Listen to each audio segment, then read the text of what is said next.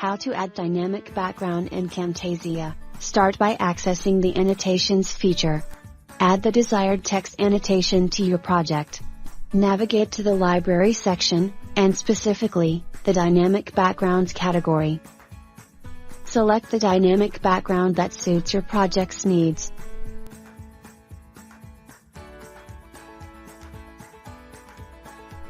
You can further customize the chosen dynamic background by adjusting its properties as necessary.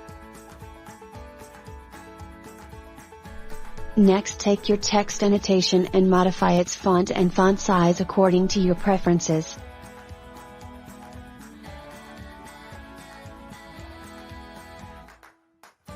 Add the dynamic background to your text annotation to enhance its appearance.